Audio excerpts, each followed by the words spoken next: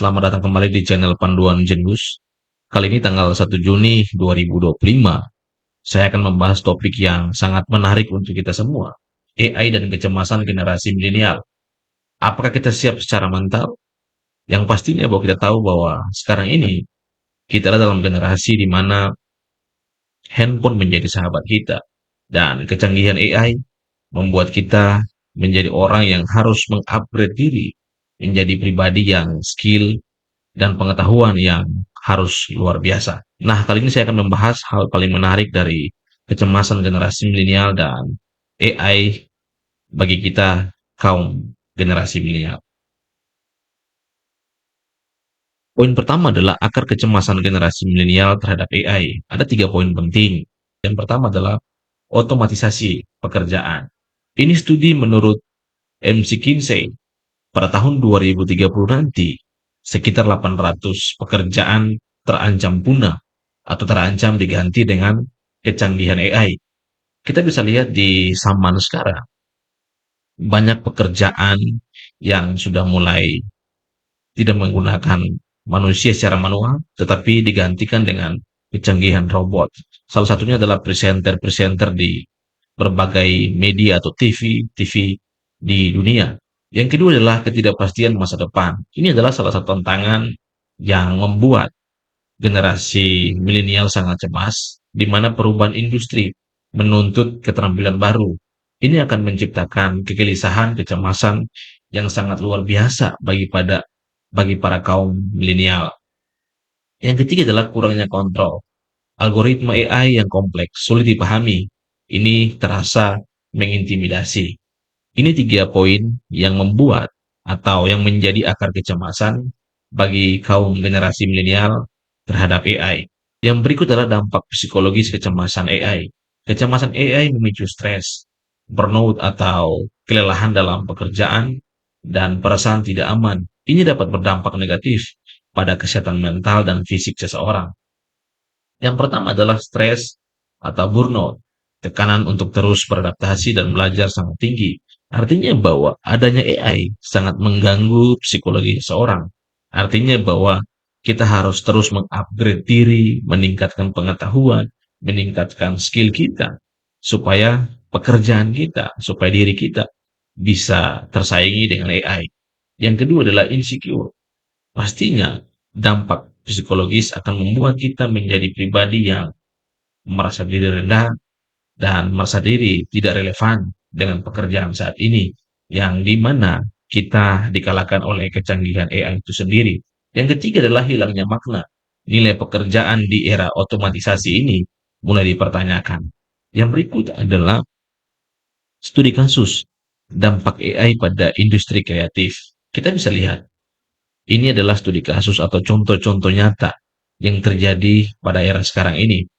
AI generatif mengancam pekerjaan kreatif, jurnalisme otomatis, dan AI musik menciptakan karya orisinal dengan cepat. Salah satunya adalah desain grafis. Kalau kita kenal dulu ada software-software yang terkenal luar biasa, dan itu harus ada pelatihan, harus ada semacam mengupgrade diri yang berlebihan. Tapi sekarang, desain grafis sudah tidak lagi menjadi sebuah pengetahuan yang harus ditingkatkan berbulan-bulan kita meningkatkan skill itu. Tapi lahirnya AI ini bisa membuat orang merancang sesuatu, mendesain grafis sesuatu dengan sangat cepat. Contohnya adalah Canva, Gamma.app, dan lain-lain. Inilah yang membuat pekerjaan desain grafis akan menghilang secara otomatis. Yang kedua adalah jurnalisme otomatis. Kita bisa lihat di TV-TV di Amerika, di Jerman, di Inggris, banyak sekali jurnalisme atau jurnalis ini tidak lagi menggunakan pekerjaan manusia, tapi sudah menggunakan robot untuk menulis berita atau membaca berita, bahkan lebih cepat dan lebih efisien ketika menggunakan AI robot itu sendiri. Yang ketiga adalah musik dan seni. Kita bisa lihat bahwa ada berbagai AI yang bisa menciptakan lagu, musik dari lagu yang kita cipta, dan lain-lain. Inilah yang membuat industri kreatif secara manual akan menghilang, akan digantikan dengan AI. Ini adalah salah satu tantangan, salah satu hal yang menjadi ketakutan bagi para pekerjaan yang akan digantikan oleh AI itu sendiri. Yang berikut adalah bagaimana strategi menghadapi kecemasan AI. Nah, ini adalah 3 strategi untuk meningkatkan keterampilan non-AI atau bukan AI, membangun jaringan, dan menjaga kesehatan mental yang sangat penting. Yang pertama adalah tingkatkan keterampilan, fokus pada kreativitas, kepemimpinan, dan empati. Artinya apa? Boleh AI menciptakan segala kecanggihannya, tapi ketika kita mempunyai kreativitas yang tidak bisa digantikan AI, maka kita ada dalam posisi aman, maka kita ada dalam situasi yang sangat menguntungkan diri kita. Yang berikut adalah bangun jaringan, kolaborasi dan dukungan untuk komunikasi yang sangat membantu. Artinya apa?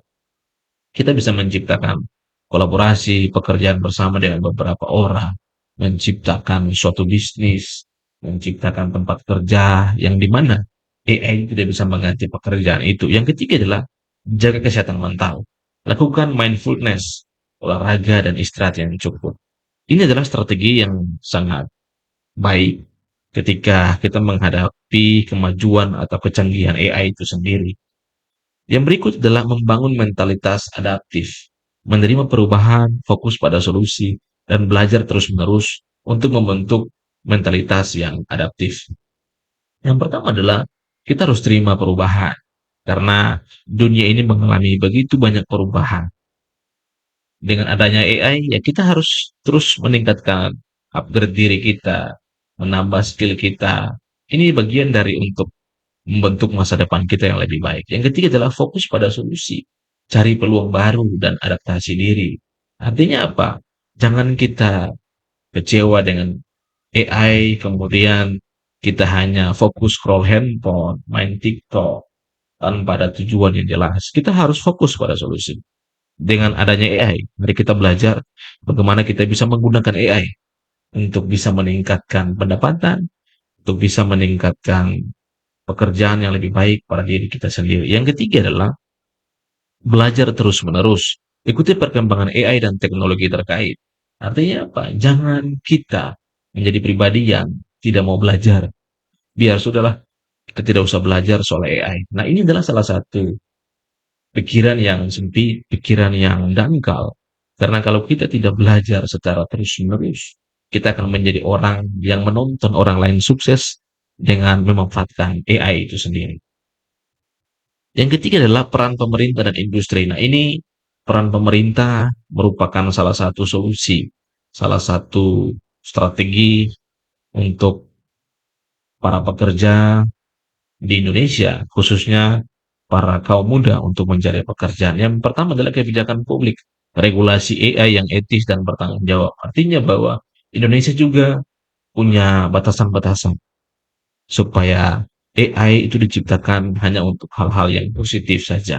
Yang ketiga adalah pelatihan dan pendidikan. Nah, ini adalah salah satu strategi peran pemerintah di mana bisa membuat pelatihan, membuat seminar, membuat pendidikan yang terkait dengan program untuk meningkatkan keterampilan digital. Ini adalah peran pemerintah di zaman sekarang supaya anak-anak generasi Indonesia tidak tertinggal dengan kecanggihan AI itu sendiri. Yang ketiga adalah dukungan untuk inovasi, menciptakan peluang kerja baru di era AI.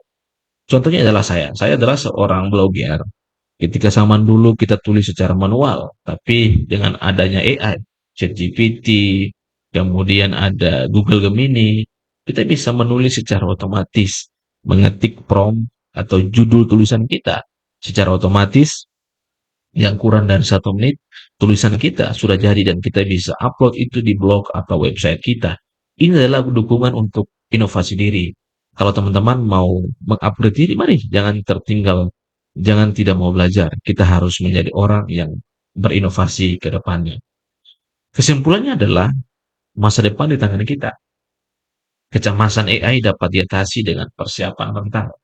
Milenial berperan penting dalam membentuk masa depan AI yang inklusif. Ada 3 kesimpulan yang saya ingin bagikan kepada kita semua. Yang pertama, raih manfaat AI, peluang inovasi dan pertumbuhan. Artinya apa? Dengan adanya AI, dapat membuat kita meningkatkan pendapatan, mendapatkan cuan, mendapatkan uang.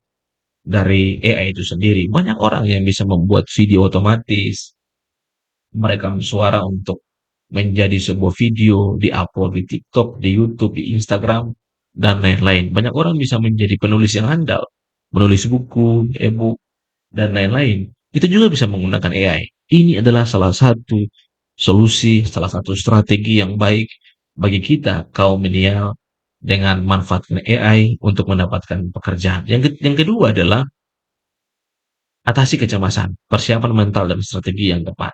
Kita boleh cemas ketika AI dengan kecanggihannya, tapi jangan sampai kita tenggelam dengan rasa stres, kecemasan yang berlebihan. Kita harus bangkit, kita harus mengikuti kemajuan iptek yang sangat luar biasa. Yang ketiga adalah bentuk masa depan, AI yang inklusif dan berkelanjutan. Artinya apa?